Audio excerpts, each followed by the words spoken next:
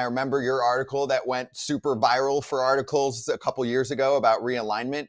And then, of course, the commissioner basically just reminded everyone that it's still going to be a thing, and it blew up again. I'm nerding out about this, JB. And then your colleague, Stephen Nesbitt at The Athletic, put out his version of realignment last night. So let's dive into this for a few minutes. What do you think of what Nesbitt put out there to try and preserve most of what the American League and National League looks like right now? And as you're talking through it, we'll show full screen graphics so people can comprehend it. Yeah, I think what he did is exactly what most of the clubs would like to see with geographic realignment, which is not radical realignment, right? It's kind of, let's try to preserve the American League and the National League and do it in such a way that it will ruffle less feathers with the owners. That's kind of what it was. And you look at it, it makes sense. What I wrote 2 years ago in The Athletic, and I stand by it, is a more radical approach. And here's my feeling on this. If you're going to realign, then blow it up and start over, right? Because if you really want to do geographic realignment, then put the teams as close together as you possibly can, right? So in my view, that's 8 divisions, 4 teams each, that's 32. And it's okay to take Dodgers, Angels, Padres, Diamondbacks, and put them all in one spot, right? It's okay if you want to take San Francisco, Seattle, Salt Lake City, Colorado, put them in one spot. I just feel like, and look, I know people don't want to see the Yankees, Mets, Phillies, Red Sox in one division, but if you're going to do it geographically and you really want to legitimately cut down on travel for the wear and tear of the players and the traveling parties, then why not just do it like the NBA does? You have an Eastern Conference, you have a Western Conference, and then you break them up, and the schedule would be a lot easier. I think the TV ratings would be a lot better. And I think if you're going to do it, that's how you should do it. But I understand, what Nesbitt tried to do here, and I think he's representing most of the teams and most of the people in the commissioner's office on kind of how they envision it without completely blowing it up. But I say if you're going to do it, blow it up. Well, and I'm with you, okay, on the radical part of the realignment plan. Here's where I want to get your perspective and push back. Would owners actually like this more traditional plan that doesn't ruffle feathers of where they're at right now? Or would they like the plan that's more radical that, like you mentioned, saves significant money on travel? And it's not just an opinion, it's a fact. It will lead to better ratings, not only because of some of the matchups, but because of the time zones, which Commissioner Rob Manfred actually mentioned in that conversation the other day. They are paying attention to how often someone on the East Coast has to watch a game that starts at 10 p.m. East Coast time, and they would like to limit that. So again, I'm going back to the radical plan and saying, do owners even want the traditional thing, or do they want the most money possible?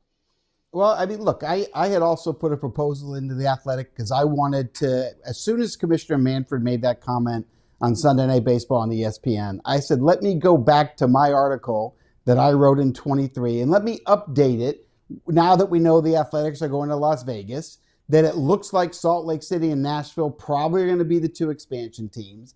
And let me take another take at it. And they chose not to have me do that. They had Nesbitt do it instead. And so when I look at it, I think he's representing the more conservative way that you could do it. I don't know what each owner thinks, but I'm with you on this. And that's why I wrote it 2 years ago. I think if you're going to do it, let's do it the right way. And that would be put the teams as close together as you can in the same time zone. If you do it Eastern Conference, Western Conference, it's not just the divisions. It's the fact that you have the entire West Coast in both leagues now in one conference. And it makes all the sense in the world to me. And so nothing has changed, in my view, in 2 years outside of the fact that we have a better idea of who's going to get expansion and a better idea, of course, where the Athletics are going.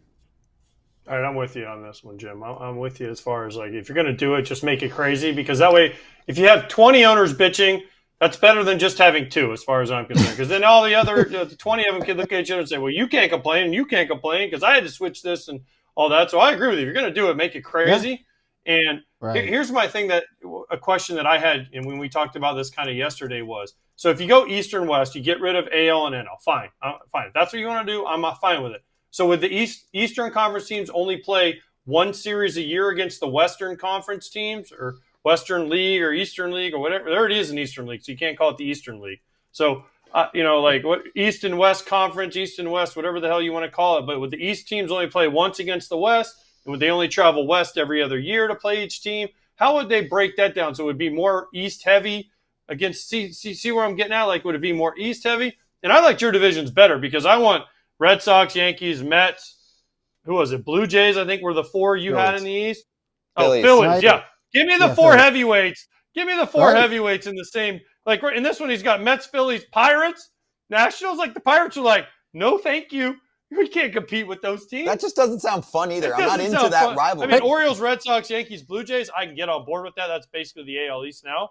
The AL North is the same pretty much, but I don't know. Like, let's make. You know what? Why don't we do this instead, Jim? High, big market, small market conference, and let the big market play against each other, the small market play against each other in the World Series, and the big market wins. Yeah, I mean, look, I actually gave that some thought when I was GM of the Cincinnati Reds. I was trying to argue, put me in a market with teams that are paying the same amount of payroll that I am. So, we can laugh at it. But obviously, I think geographically is how we should do it. And to your point, I think you play most of your games in the Eastern Conference and you stay there. And yes, you play one series perhaps 1 year on the road and the next year on the road against those other teams, but maximize the amount of games that you have in your time zone. I think that's the way to do it. Okay, JB, one pushback. Then, hold on. I don't know what you're going to say, but you mentioned time zones. But if you look, can we pull up that Western Conference graphic again? Pull up the okay. So the Midwest Division is on Central Time Zone. You said playing your conference in your time zone. The West Division is 2 time zones behind. Honestly, JB, this only affects 2 teams, and I said this yesterday. The Astros and the Rangers are the only team that plays 2 in the division with 2 time zone difference. The rest of these, like the AL Central, the NL East, all of them are pretty much in the same time zone. So when you go time zone argument, that's where it loses me, because if the White Sox got to travel 3 times a year to the West Coast, they're losing 2 time zones back. Yeah, the Cubs, White Sox, those Central teams there are going to play a lot of West Coast teams, but there's no perfect solution here. I understand. But we can ask the questions about these things. So I'm going to let JB answer.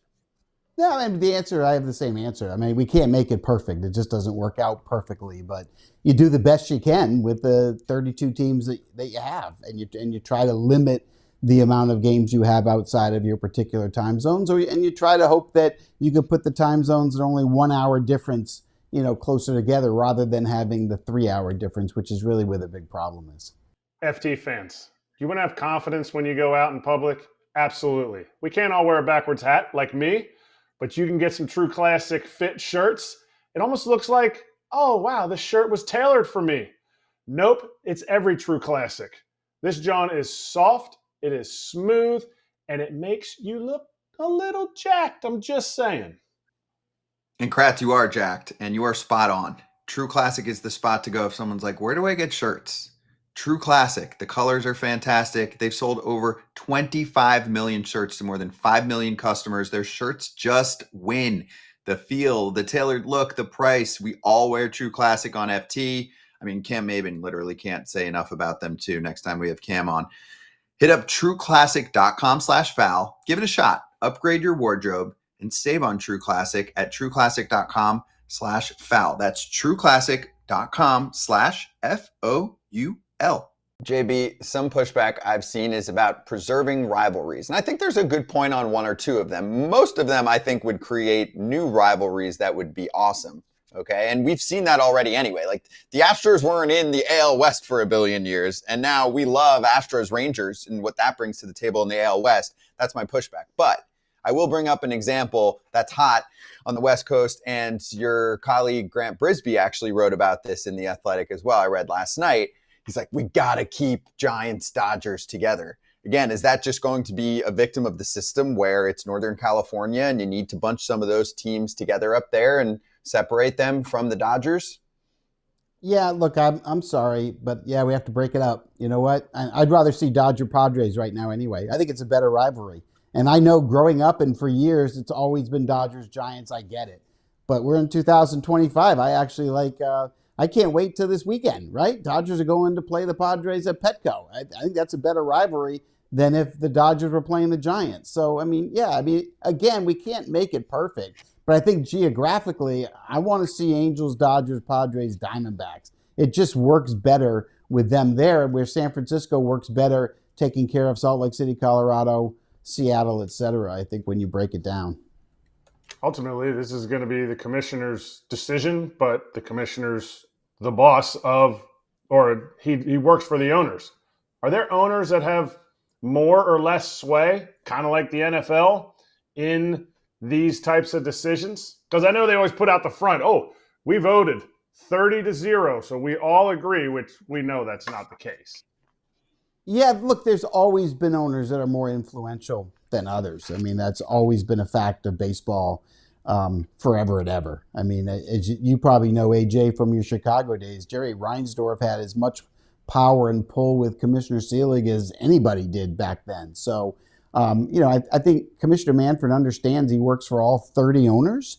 There are some, obviously, that are more powerful than others and that have more clout. But at the end of the day, he's got to make sure he satisfies 3/4, right? Because that's what it takes to make most of these changes or most of these votings. And once they get the 3/4, then, as you know, everything is unanimous. I've got a good one for you, JB. Genuinely curious about this, and I've seen many comments about this. Does a team, ownership-wise, want to be in a crappy division, or do they want to be in a division where they think TV ratings and fans visiting from out of town will pop? I'll give you an example.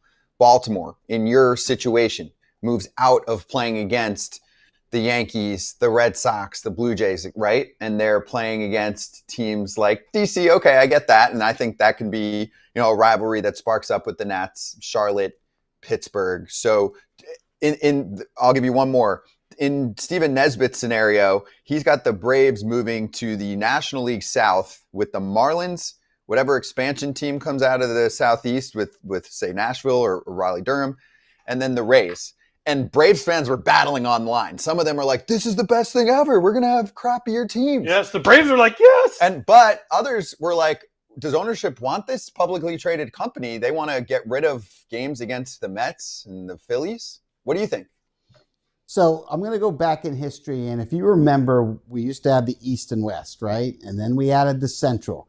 And if you remember back in the day, John Hart was the GM of the Cleveland, then called the Indians. And he did a phenomenal job with those Indians teams, getting them to the postseason, signing long-term deals, building, incredible lineups that had Albert Bell and Kenny Lofton and Vizquel and Baerga, and just great offensive teams during that time span.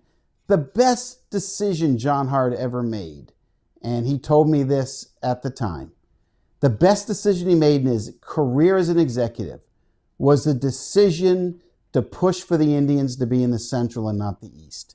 They wanted to be in the East.